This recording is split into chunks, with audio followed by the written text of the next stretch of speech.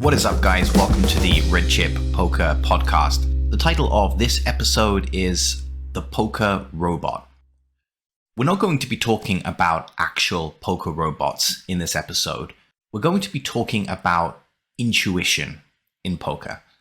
And I'd like to start by giving you two contrasting players. Listen to their tendencies and characteristics and see which one you think is the better player. The first player we can refer to as the poker robot. And the poker robot has a standard line for almost every spot. So when facing a continuation bet, for example, the poker robot knows exactly which hands it's going to raise, call, and fold. And the same is true for every part of the game tree. When facing a river probe bet, the robot knows exactly what it's calling. Might be something like second pair plus, for example. And this particular player can also take into account variables. So depending on the size of the river probe bet, the calling range will change. The robot can take into account things like board texture, for example, and opponent profile. Now, as we'll go on to discuss, there is of course a limit to the number of variables that this robot can take in if we assume that it's a human player. But let's just say the approach to the game is fairly expansive and does take into account a number of variables as part of this standard line. The other thing that this bot does is it follows pre-flop charts. And we don't just mean off the table, we mean actually while playing. So this particular player pulls up an Excel document or some type of pre-solved solution and they make the appropriate decision. Now this is actually against the terms and conditions of most websites, but I mention this because I know from experience that a large amount of players are doing this. It's not something that I've ever done, and I don't think it's something that's worthwhile, but players do actively follow pre-flop solutions in real time when making decisions at the table. So the end result is a pre-flop game that's going to be somewhere in the region of a GTO correct pre-flop game. The other thing this player does is he really doesn't question. He has his standard lines, he has his pre-flop charts, he doesn't second guess himself. If a certain hand is down to be in the calling range in a certain river situation, this player just always makes the call. If it's supposed to be a bluff raise or a bluff, they always bluff in this situation. They don't stop to second guess themselves. Now, what do you think about the player that we've just described? Is it a good player, winning player, bad player? Probably most of you would categorize this as potentially a strong winning player. Okay, there's little bit of unethical behavior with the pre-flop charts being used in real time, but this is clearly a player with a system, a set game plan, and it sounds like a fairly reasonable mindset because they don't second guess or deviate. Now let's think about a second type of player, and we're going to describe this particular player as the hero. The reason why we're describing this player as the hero is because this particular player likes to make lots of hero calls, hero folds. It really just depends what they think their opponent has, or more specifically, what they feel their opponent has. This is more of a feel player. And the idea is that this player, the hero, he senses the situation. He doesn't necessarily have a standard line for every spot. He doesn't know, in this particular river spot, I should be calling best two pairs and better, depending on the river sizing and run out. He just senses the situation. He's played a decent amount of poker in his career. He has a feel for what his opponents might show up with and which types of lines are going to be profitable. This type of player just knows what his opponent is doing, or at least he thinks that he just knows what his opponent is doing. He doesn't have the data to back it up, but he has an intuitive sense of the situation. Now, one thing that's different regarding the hero is that the hero is always absorbed in the action, always paying a lot of attention to every single bet sizing nuance and opponent behavior, timing, and that's potentially more than can be said for the poker robot. The main reason why I don't recommend the use of pre-flop charts in-game, aside from the fact that it's against the terms and conditions of the site, is because clicking through a pre-flop chart takes away our focus. It's impossible to pay attention to the nuance of the situation when we're clicking through a pre-flop chart. From a mental game perspective, it can potentially take us away from a flow state. We could be completely absorbed in the game, paying attention to every detail, But as soon as we're away from the tables, clicking through a spreadsheet, that's potentially not very good for flow state and being absorbed in the action. So that's clearly something good that this particular player, the hero, does, constantly absorbed in the action.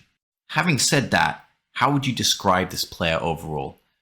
Does this sound like a strong winning player? In reality, this just sounds like a fish. Sounds like a recreational player. Doesn't really have a set game plan for every situation, just attempts to feel his way when navigating the best play in every spot.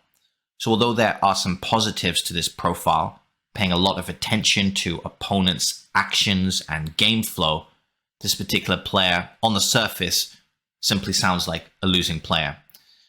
And that's one of the problems with hero calls and hero folds in general. Sometimes they're inspired, but most of the time they're terrible. If you've ever watched any live poker streams, you'll probably know that every so often a hand generates a lot of conversation, and it's because a high-profile player has made a sick hero fold or a sick hero call. But there's always a question mark regarding how good that play was. Because from a theory perspective, a hero fold or a hero call is something bad. That's why it's referred to as a hero call or a hero fold, because theory doesn't take that decision in that situation. So it now starts to become about the reasons why that particular play was made. So if that particular hero fold or call was made for the right reasons, now it's a very good play. If, more commonly, it was made for the wrong reasons, now that's just a really bad play. There's a particular poker movie, I forget the name of it, and there's a scene where the two main characters are standing in a live casino. I think there's some type of live tournament going on, and they're not actually playing at any of the tables, but what they're doing is they're testing their opponent reading skills. And they're zoning in on a player who is the complete other side of the casino, and they're trying to get a read on what type of hand he has. Keep in mind, they haven't seen any of the action. They haven't seen any of the history. They are looking at this particular table in the middle of a hand. They don't know what's led up to this particular hand. All they're doing is looking at this particular player's face. And by looking at his face, they both decide that he must have an ace-king. Now, of course, that's what the media believes poker hand reading is. You just look at someone's face and, well, that's your ace-king face. You must have an ace-king based on your face. Of course, that's not really what hand reading is.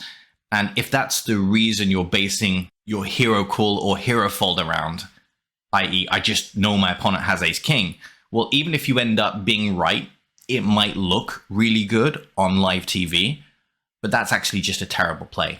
And that's the problem with the hero profile that we're discussing right now, is that many of the decisions are terrible.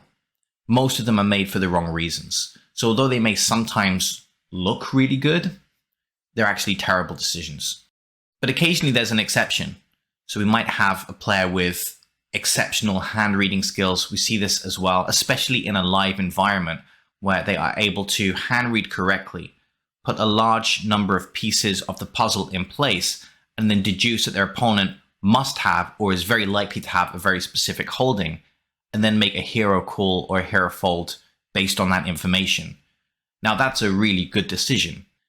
And more specifically, it's a really good decision that the poker robot is never going to find, because the poker robot is playing within the confines of a specific strategic framework. They always have to make the right decision theoretically in every spot. They're not going to be able to harness this extra information that they have. Specific tells, for example, or in a live environment, specific physical reads that indicate opponent has a specific type of holding. What we can see here is that although most of us would agree that the robot sounds like a strong winning player and the hero sounds questionable at best, there are clearly specific tendencies that the hero exhibits which could potentially be an upgrade on the robot. Specifically being absorbed in the action, paying attention to all of the information that's coming in, and also being able to make very good hero folds and hero calls in situations where it's justified to do so. So there's a fine line here between something that's just very fishy. I put my opponent on ace-king because it just looked like he had ace-king, or I put my opponent on a specific type of hand and then providing an array of legitimate reasons for arriving at that conclusion. So a lot of the time when players are field players, it is legitimately just bad. But there are a small percentage of players that are able to harness that power and make exceptional decisions that improve on the poker robot profile. So this is really where we get to the topic of intuition in poker. For example, think about the following: whether you are an online player or a live player, hopefully you have some type of system or strategic framework that you're following. You should have that in the same way that the poker robot does. But despite having that framework, do you ever feel like a certain spot is different? And it could be for a variety of different reasons. It could be something to do with the timing that our opponent took. Could be to do with the recent table dynamics. Could be to do with the specific sizing or opponent profile. Now, to be fair, your strategic framework should encompass some of these variables anyway. So you should have a different response in a certain scenario, depending on what the bet sizing is that villain uses. However, standard game plans can't cover all of these variables. To give you an example, you might have a specific plan for if your opponent bets between 80 to 100% pot, but it's unlikely you have a different plan depending on whether your opponent bets 85 or 95% pot. Your strategic response there may exist inside that discrete bucket. In other words, you don't change whether your opponent bets 85 or 95, you just have a set strategy for any sizing between 80 and 100, for example. But something about the specific sizing within that sizing range convinces you that this particular spot is a little bit out of the ordinary. It doesn't represent the typical play in this scenario. And you think that actually the correct response is going to be different from your standard response. Could also be a specific read based on your opponent's history. You think he's exhibiting a tendency towards passivity, for example. You think there's an above average chance that he's underbluffing in a situation where the rest of the player pool is overbluffing. You can't prove these things. They're not necessarily data driven. This is your poker intuition. This is your years of experience telling you that this particular situation doesn't coincide accurately with the strategic framework that you've laid out. You can't prove you're right. You just have a strong feeling that you're right, and you have to differ from your standard line. Something that I hear very commonly is online players claiming that they can preempt the exact moment their opponent will go on tilt based on recent game dynamics. Could be that we've 3-bet our opponent several times in a row, and the 4th time when he 4-bets, we think to ourselves, well, this must be our opponent going on tilt. Can we actually preempt the moment our opponent will tilt? I would say it's unlikely, but some players are convinced they can do this. Their intuition is screaming at them, okay, this must be our opponent going on tilt. Could be something to do with the timing as well. And as a result, they can make the appropriate response based on the fact that our opponent's range in this hand could be wildly different from the range construction in the previous hand because in between those two hands is the point where our opponent went on tilt. Here's another thing. Do you ever feel like your opponent has a specific hand? Once again, there's a fine line here between a fishy response and an expert level response. One of the first things we learn as new poker players is we can't just go around trying to guess the individual hand that our opponent has. That's a recipe for losing chips really fast. There's a whole system here. Your opponent starts out with a certain range. Depending on the action he takes, we narrow that range throughout the course of the hand. We know that usually when an inexperienced player says, I think my opponent has ace-king, or I think he has pocket eights, that's actually coming from a place of inaccuracy. That's actually wild speculation. But what if, despite typically putting your opponent on a range, something that you do religiously, in one particular hand, you feel very strongly that your opponent is telegraphing a specific holding. Your game plan might say, hey, you should be folding in this spot, but your intuition is screaming at you that actually you should be calling this time. This just really looks like a bluff. But here's the thing, you don't have the data to back it up. You can't quantify or qualify the exact reason why you strongly feel that your opponent has this specific type of hand, and that although your game plan says you should fold, you feel like it's a call in this situation. It's your poker intuition screaming at you. Now, why might your intuition be screaming at you to differ from your game plan? Now, in some cases, it could just be that you're not a very experienced player and you don't like folding, for example. This could actually be a mindset issue. In some cases, we actually just have to ignore that screaming feeling in our gut that this particular time our opponent is bluffing. That's how you become a calling station, by the way. If that feeling is inaccurate and it's not based on years of spotting small tendencies in the way that our opponents play and what types of hand strength they're telegraphing, then this could just be a tendency that a losing player has. They always feel like their opponent's bluffing, for example. But let's just assume we're talking about an advanced expert level player. Why might you specifically feel that you should be differing from your standard game plan? Your intuition is telling you that you should take a different line, but you can't back that up with data. What does that actually mean? Let's talk a little bit about the subconscious mind versus the conscious mind. So the idea here is that we use our rational brain to make decisions at the poker table. It's actually not that straightforward. It's actually a combination of our conscious and subconscious mind. Let's just say that we use our conscious, rational mind to make decisions at the poker table. But in the background, our subconscious mind is taking in information. For example, in the live environment, it could be our opponent's exact body language or demeanor. And scientists estimate, this is an estimate, by the way, it could be off, but scientists estimate that subconscious mind is around 25,000 times as fast as the rational mind at processing information. In other words, there's a very real chance that your subconscious mind picks up on something that your rational mind doesn't. And it's here where you're going to get a gap between what you feel and what you think on a rational level. So on a rational level, you have your standard game plan. You're like the poker robot. You know that in this particular spot, you're supposed to be folding. That's the standard line. That's your rational mind. But your subconscious has picked up on something. It doesn't feel right. It's at odds with what your rational mind is telling you should be doing. So if you ever feel intuitively that you think you know what is happening, but you can't explain why, that's because there's a disconnect in terms of the way your rational mind is seeing a situation and the way your subconscious mind is interpreting a specific situation. And the subconscious mind has access to out-of-band data. Now, what do we mean by out-of-band data? In this case, by out-of-band, I mean any variable that's not explicitly covered by our standard game plan. I'll give you a really simple example for online play. The vast majority of online players do not have timing tells as a specific decision variable. So they might know exactly what their calling range is in a certain river scenario, but that calling range doesn't change depending on whether villain acts in 1 second or whether he takes 25 seconds to act. Perhaps it should, but in most cases it doesn't. And that particular time that's taken may trigger something in terms of subconscious data processing, may make us feel as if we should be doing something different from the standard game plan. To give you a live example, could be our opponent's body language throughout the hand.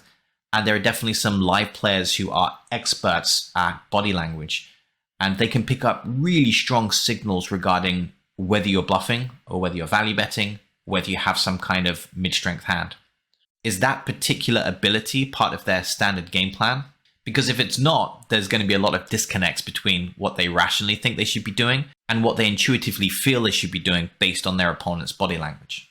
Now, in some cases, this might be a signal that we need to integrate additional variables into our standard game plan. But the thing is, as we've already discussed, we can't add all of the variables into our standard game plan. In fact, even if we did, our rational mind simply can't process all of those variables, but our subconscious potentially can. In other words, not only is your subconscious probably a better poker player than you, but the way that you become the best possible version of yourself is attempting to incorporate your subconscious's ability to interpret that out-of-band data. So that timing information, that body language your opponent is exhibiting. I'd like to give you a fictional scenario. I'm hoping that most of you have seen the movie Rounders. And if you haven't, you really should watch it just because it's a rite of passage. It's a fairly old movie. It has some fairly glaring inaccuracies regarding the correct way to think about poker, but it's still a rite of passage. You have to watch it. Anyway, if you haven't, I'll fill in the blanks. There's a character, Teddy KGB, and the hero Mike plays a game of heads-up poker against Teddy KGB. And the first time he loses his entire bankroll, he gets cooled. The second time, he crushes Teddy KGB. And that's because he picks up on Teddy KGB's tell. And Teddy KGB's tell, well, it's pretty stupid, maybe not too realistic. But the idea is every time he has a strong value hand, he eats an Oreo, a type of chocolate biscuit. And this is what allows Mike to figure out when he should be hero folding. Now, here's a question. What would happen if we take Teddy KGB and replace the movie version of Teddy KGB with a perfect GTO version of Teddy KGB? And when we say perfect GTO, we're not going to change any of the out-of-band data, for example, the obvious physical tells, but we are going to make every aspect of his game tie in with that of a solver. Should you accept a heads-up match from Teddy KGB now that he's been upgraded to a perfect GTO player? What do you think? Do we still break even despite the obvious Oreo tell that Teddy KGB has? After all, we always break even against GTO, right? Or are we able to use that information to generate a positive win rate, despite the fact that in terms of the actual decisions Teddy KGB is making, he's playing a perfect GTO strategy? Now, although the answer is very clear, it may not have been obvious to everyone. You may not have actually thought about this. If our opponent has an obvious tell, do we still break even against them if they're playing GTO? Well, the answer is no. In other words, you can completely crush someone that's playing GTO poker if you're able to interpret that out-of-band data.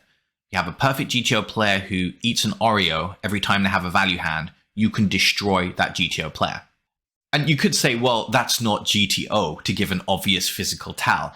And in many senses, you'd be right. That's not balanced, right? If you exhibit a specific physical activity every time you have a value hand, but don't do that when you're bluffing, that's not GTO. But if we think about the current definition we have of GTO, it's really anything that falls within the realm of a solver. And the solver doesn't consider out-of-band data. It doesn't consider physical tells. It doesn't consider timing tells. It can only work with the data that it's given. So even if Teddy KGB is following a Pio solver output, for example, if he's exhibiting that physical tell, that out-of-band data that we're able to interpret, then we can come out completely victorious in that specific game. In terms of key takeaways, just to revisit those two profiles we mentioned at the outset, the robot actually has some problems. The robot is not fully absorbed in the action. That's because he's clicking through pre-flop charts and he's rigidly following a set system rather than being absorbed in the action. It means the poker robot is less likely to experience flow state, and it's within flow state that we can most accurately interpret those subconscious data streams. So the robot simply doesn't have access to all of that information. The robot's not necessarily harnessing the power of his subconscious mind to the fullest degree. He's not going to be able to figure out accurately whether it's a good spot to deviate from the standard game plan, to make a hero call or hero fold. He's also potentially going to miss opportunities to correctly assign his opponent a very specific hand. And that's always been our end goal. It's to figure out what our opponent's cards. If we know what our opponent's cards are, well, that's a big part of solving the problem of what the best play is. We're discouraged from doing that because we know in most cases it's not possible to know our opponent's specific hand. The best we can do is put him on a range.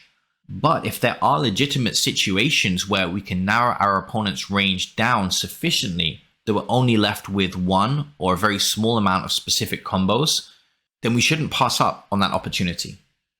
Our goal is, and always has been, to try and figure out our opponent's specific hands. The difference between a recreational player and an expert player is that an expert player understands when it's not possible to narrow their opponent's range down to a specific hand, whereas a recreational player will have a tendency to try and put their opponent on a specific hand without having a legitimate reason for doing so. The other lesson here is to be absorbed in the action. If you are doing things like clicking through pre-flop charts or anything that could potentially draw you away from a flow state, that's going to limit the power of your subconscious mind when making decisions. So one lesson we can take away from the hero profile is to be absorbed in the action. I always like to remember the following as well. Poker is a game, not a grind. We aren't just robots clicking buttons following a specific system. There's a whole game flow element to this. Every decision we make, we should be consulting recent history and table dynamics, even if it's at a subconscious level. We should be thinking about our opponent's psychology and preempting potential adjustments that they will make in response to recent history and table dynamics. Not everything needs to be addressed on a rational, conscious level, but we do need to make sure our subconscious mind is getting proper exposure to these additional out-of-band variables. Given the raw processing speed of our subconscious mind, this has the potential to result in a big upgrade to our ability to navigate complex poker situations accurately. If absolutely all of the decisional weight is placed upon our rational brain, it's a little bit like doing all of your work on an old, slow computer when in the next room, there's a supercomputer that you could be tapping into. Of course, there's a balance here. It takes experience and practice to understand when we should listen to our intuition and when we should ignore it. But as we've seen from our two profiles, it's not as straightforward as saying the poker robot is the best. The hero also has some very positive traits. The ultimate poker player is actually going to be a mixture between the robot and the hero. It will capitalize on the well-organized, data-driven approach of the robot, but like the hero, the ultimate player will also be absorbed in the action, experiencing flow state as much as possible, and listening to the intuition. All right, hopefully that's given you something to think about in terms of poker intuition. Thanks very much for listening. This was Coach Weasel, and this was the Red Chip Poker Podcast.